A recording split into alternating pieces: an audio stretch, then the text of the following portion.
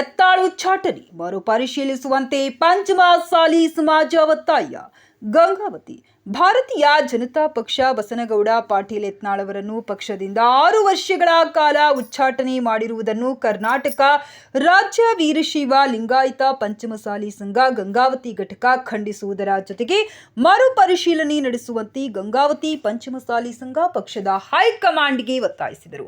ಸಂಘದ ಅಧ್ಯಕ್ಷ ಶಿವಪ್ಪ ಯಲಬುರ್ಗಿ, ಜಗದೀಶ್ ಮಹೇಶ್, ಸುಭಾಷ್ ಚಂದ್ರ, ವೀರೇಶ್, ಹನುಮಾನ್, ಬಸವರಾಜ್, ಈರಪ್ಪ, ನಾಗರಾಜ್, ಬರಗೂರು, ವಿಜಯ್ ಪಾಟೀಲ್, ದೇವರಾಜ್, ಬಂಡೆಪ್ಪ, ಮಂಜುನಾಥ್ ಸೇರಿದಂತೆ ಇತರರು ಶನಿವಾರದಂದು ಪತ್ರಿಕಾ ಭವನದಲ್ಲಿ ಸುದ್ದಿಗೋಷ್ಠಿ ನಡೆಸಿ ಮಾತನಾಡಿ, ಉತ್ತರ ಕರ್ನಾಟಕದ ಹಿಂದೂ ಹುಲಿ ಎಂದು ಹೆಸರಾದ ಬಸನಗೌಡ ಪಾಟೀಲ್ ಯತ್ನಾಳ್ ಅವರು ಹಲವು ದಶಕಗಳಿಂದ ಪಕ್ಷದ ಅಭಿವೃದ್ಧಿಗಾಗಿ ಈ ಹಿಂದೆ ಅಧಿಕಾರಕ್ಕೆ ಬರುವಲ್ಲಿ ಪಕ್ಷವನ್ನು ಸಂಘಟಿಸುವುದರ ಮೂಲಕ ನಿಷ್ಠಾವಂತರಾಗಿ ಶ್ರಮಿಸಿದ್ದಾರೆ. ಅಂತಹ ಮಹಾನ್ ವ್ಯಕ್ತಿಯನ್ನು ಪಕ್ಷ ಉಚ್ಚಾಟಿಸಿರುವುದು ಸೂಕ್ತದಾಯಕವಲ್ಲ. ಕೂಡಲಸಂಗಮದ ಪಂಚಮಸಾಲಿ ಸಮಾಜದ ಪೀಠಾಧಿಕಾರಿ ಶ್ರೀ ಜಯಮೃತ್ಯುಂಜಯ ಸ್ವಾಮಿಯವರ ಪಕ್ಷದ ಮುಖಂಡರಿಗೆ 10ನೇ ತಾರೀಖಿನವರೆಗೂ ಕಾಲಾವಕಾಶವನ್ನು ಕಲ್ಪಿಸಿದ್ದು, ಬಳಿಕ ಅವರ ಆದೇಶದಂತೆ ಸಮಾಜ ಬಾಂಧವರು ಮುಂದಿನ ಹೆಜ್ಜೆಯನ್ನ ತೆಗೆದುಕೊಳ್ಳಲಾಗುವುದೆಂದು ತಿಳಿಸಿದರು.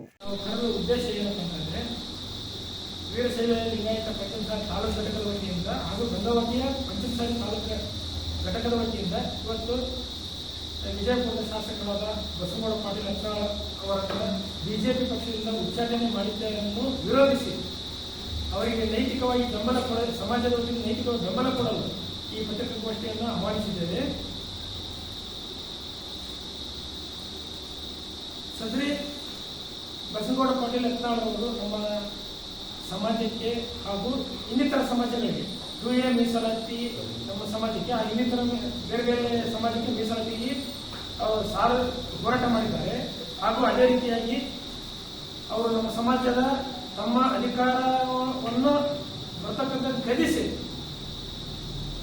ಪ್ರಬಲವಾಗಿ ನಿಂತ್ಕೊಂಡು ತಮ್ಮ ಸರ್ಕಾರ ಇದ್ರೂ ಕೂಡ ಪ್ರಬಲವಾಗಿ ಗಟ್ಟಿತನೆಯಲ್ಲಿ ಹೋರಾಟ ಮಾಡಿ 2D ಪಡಿಸಲಿಕ್ಕೆ ಪ್ರಯತ್ನ ಮಾಡಿದರು.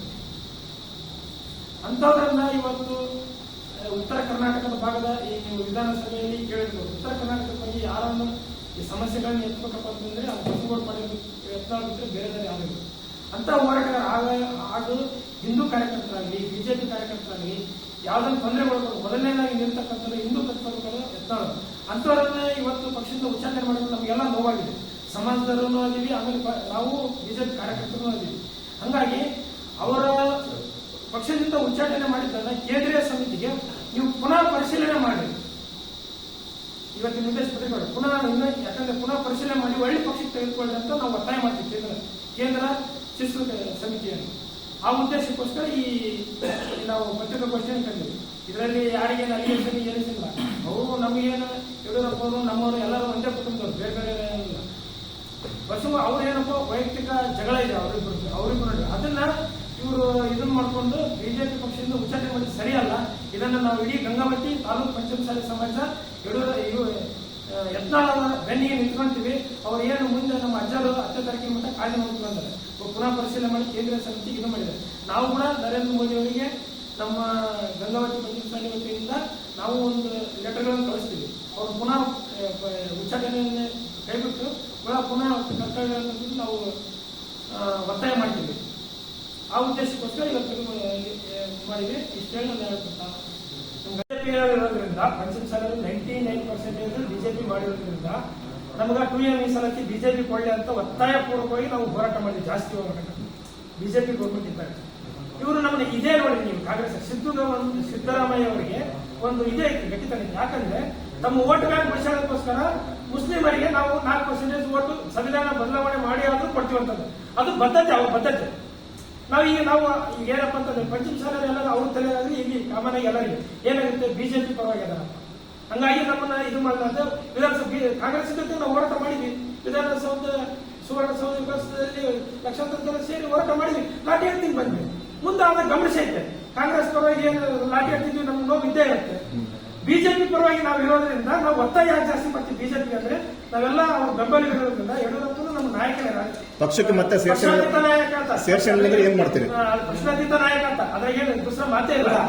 ಅದು ಏನ್ ಹೇಳ್ತೀವಿ, ವಂಶವಾದ ಇತರ ಲಿಂಗಾಯತ ನಾಯಕ ಅಂತ ಪರಿಗಣನೆ ಮಾಡಿ ಅಂತ ಹೇಳಿ ಅದು ನಮ್ಮ ಕುಟುಂಬದ ಪ್ರಶ್ನೆ. ಅದು ಅವ್ರಿಗೆ ನಮಗೆ ಅವ್ರಿಗೆ ವೈಯಕ್ತಿಕ ಜಗಳ. ಅದನ್ನ ನೀವು ಪರಿಗಣನೆ ಮಾಡ್ಕೊಂಡು ಅವರು ವೈಯಕ್ತಿಕ ರಾಷ್ಟ್ರೀಯ ನಾಯಕ ಪಕ್ಷಕ್ಕೆ ನಾವು ಅದೇ ವಿಧಾನ ಬಿಜೆಪಿ ಮೊದಲು ಹೀಗಲ್ಲ ಮೊದಲನೇ ಕಡೆಗೆ ಬಂದು ಇದು ಮಾಡಿದ್ರೆ ಯಡಿಯೂರಪ್ಪನು ಹೊರಗೆ ಒಳ ಬಂದ ಅವ್ರು ಎರಡು ಕುಟುಂಬ ವೈಯಕ್ತಿಕ ಜಗಳದ ಅವರಿಬ್ರು ಒಪ್ಪಂದ ಮಾಡಿದ್ದಾರೆ ಅದು ಪಕ್ಷಕ್ಕೆ ಕಳ್ಕಾಕೊಂಡು ಅವರು ಕೇಂದ್ರದಲ್ಲಿ ಉಚ್ಚಾಟನೆ ಮಾಡಿದ್ದು ತಪ್ಪು. ಮೊದಲೇ ಮಾಡ್ಬೇಕೈತಿ ಎಷ್ಟು ಜನ ಮಾತಾಡಿಲ್ಲ. ಸುರೇಶ್ ಹೆಬ್ಬಾರ್ ಮಾತಾಡಿದ್ದಾರೆ, ಆಮೇಲೆ ಯಾರು ಇನ್ನೊಬ್ರು ಸೋಮಶೇಖರ್ ಮಾಡಿದ್ದಾರೆ, ರೇಣುಕಾಚಾರ್ಯ ಮಾಡಿದ್ದಾರೆ, ಬಿ ಹರೀಶ್ ಬಾಬು ಮಾಡಿದ್ದಾರೆ, ಬಂಗಾರಪ್ಪ ಅವರು ಮಾಡಿದ್ದಾರೆ. ಈ ಎಲ್ಲರೂ ವರ್ಗ ಆಗ್ಬೋದು. ಜಾರಕಿಹೊಳಿ ಮಾತಾಡಿದ್ದಾರೆ, ಸತೀಶ್ ಜಾರಕಿಹೊಳಿ ಅವ್ರನ್ನ ಇವ್ರನ್ನ ಯಾಕೆ ಉಚ್ಚಾಟನೆ ಮಾಡಿದ್ದಾರೆ? ಈಗ ಪಕ್ಷದ ನೀತಿ ಚೌಕಟ್ಟು ಅಂತಂದ್ರೆ ಎಲ್ಲರಿಗೂ ಅನ್ವಯ ಆಗಬೇಕು, ಒಬ್ಬರಿಗೆ ಅಲ್ಲ. ವಿಜೇಂದ್ರನೇ ಮಾತಾಡಿದ್ದಾರೆ ನೇರವಾಗಿ ರಾಜ್ಯಾಧ್ಯಕ್ಷ ಆಗಿ, ಇನ್ನೊಬ್ರು ಯಾವ್ದೇ ಹೇಳಿರಲಿ ಮಾತಾಡಬಾರ್ದು, ನೀವು ಹೊರಗಡೆ ಅಡ್ಡಾಡಕ್ಕೆ ಇದಾಗಂತ ಸತೀಶ್ ಜಾರಕಿಹೊಳಿ ಹೇಳಿದ್ರು. ಅದೆಲ್ಲ ಪಕ್ಷದ ನೀತಿ ಒಳಗೆ ಈಗ ಎಲ್ಲರೂ ತೆಗೆದು ಎತ್ತಳ ಉತ್ತರ ಕರ್ನಾಟಕ ಬಗ್ಗೆ ಇರೋ ಏಕೈಕ ಲೀಡರಪ್ಪ ಅಂತಂದ್ರೆ ಎತ್ತಳ ಅವ್ರನ್ನೇ ಹೊರಗೆ ಹೋಗತಕ್ಕಂಥ ಮಾಡಿದ್ದಾರೆ.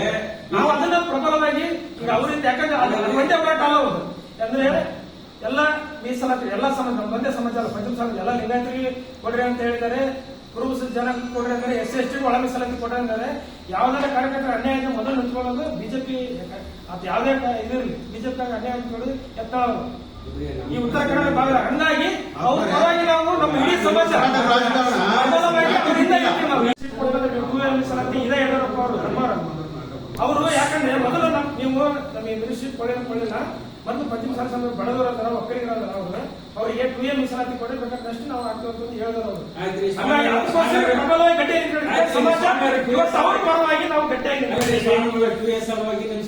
ಹೋರಾಟ ಮಾಡಬೇಕು. ಈ ಸದ್ಯಕ್ಕೆ ನಾವು ಅವ್ರ ಪರವಾಗಿ ಪ್ರಬಲವಾಗಿ ನಿಂತ್ಕೊಂಡು ಇಡೀ ಸಮಾಜ ನಿಂತ್ಕೊಂಡು, ಹಾಗಾಗಿ 10ನೇ ತಾರೀಕಿನ ಅಂತ ಒಂದು ತೀರ್ಮಾನ ತಗೊಂತಾರೆ. ಅಜ್ಜರ ಕೂಡ ಬಸವಜಯ ಮುಕ್ತಜಯ ಮಹಾಸ್ವಾಮಿಯವರು ಒಂದು ನಿರ್ಣಯ ತಗೊಂತಾರ. ನಾವು ಅವತ್ತಿನ ದಿವಸ ಅವರು ಬೆಂಬಲಿಸಿ ಅವ್ರು ಏನ್ ಹೇಳ್ತಾರೆ ಅದಕ್ಕೆ ನಾವು ಬದ್ಧ. ವಂಶವಾದ ರಾಜಕಾರಣವನ್ನು ವಿರೋಧ ಮಾಡ್ಕೊಂತ ಬಂದಿದೆ. ಅದು ಸೋನಿಯಾ ಗಾಂಧಿ ಇರ್ಬೋದು, ಲಲ್ಲೂ ಪ್ರಸಾದ್ ಯಾದವ್ ಇರ್ಬೋದು, DMK ಇರ್ಬೋದು, ಮತ್ತೆ ಫಾರೂಕ್ ಅಬ್ದುಲ್ಲಾ ಇರ್ಬೋದು, ಆಮೇಲೆ ಅಖಿಲೇಶ್ ಯಾದವ್ ಇರ್ತಕ್ಕಂಥ ಎಲ್ಲರನ್ನ ವಂಶವಾದ ಇರ್ತಕ್ಕಂಥದ್ದು ರಾಜಕಾರಣದಲ್ಲಿ ಇರಬಾರದು. ಅದು ಭಾರತಕ್ಕೆ ಒಂದು ವ್ಯವಸ್ಥೆಗೆ ಧಕ್ಕೆ ಅಂತಕ್ಕಂಥದ್ದು. ಅದನ್ನ ಯಾವುದೇ ಬಸವನಗೌಡ ಯತ್ನಾಳರು ಪಕ್ಷ ವಿರೋಧಿ ಚಟುವಟಿಕೆ ಮಾಡಿದ್ದಾರೆ ಅಂತೇಳಿ ಉಲ್ಲೇಖಿಲ್ಲ. ಅವರು ವಂಶವಾದಕ್ಕೆ ಏನು ಮೋದಿಯವರು ಹೇಳಿದಾರೆ ಅದು ಪ್ರತಿಪಾದನೆ ಮಾಡಿದ್ರು. ಇಲ್ಲಿ ಕರ್ನಾಟಕದಲ್ಲಿ ಯಾಕೆ ಅಪ್ಪ ಮಕ್ಕಳ ಪಕ್ಷ ಇಲ್ಲಿ ವಂಶವಾದವನ್ನ ಯಾಕೆ ಬೆಳೆಸ್ತಾ ಇದ್ದಾರೆ? ಇದನ್ನ ಒಂದು ವಿಚಾರವನ್ನು ಅವ್ರು ಎತ್ಕೊಂಡಿದ್ದಾರೆ.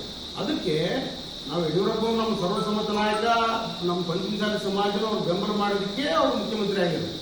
ಆದರೆ ತದನಂತರ ಇನ್ನಿತರ ಸಮಾಜದ ಅನೇಕ ಲಿಂಗಾಯತ ಸಮಾಜದಲ್ಲಿ ಇರ್ತಕ್ಕಂಥ ವ್ಯಕ್ತಿಗಳನ್ನ ಅವರ ಅಧ್ಯಕ್ಷರು ಮಾಡಬಹುದಿತ್ತಲ್ಲ, ಅದನ್ನ ಯಾಕೆ ಕ್ವಶನ್ ಮಾಡ್ತಾ ಇಲ್ಲ?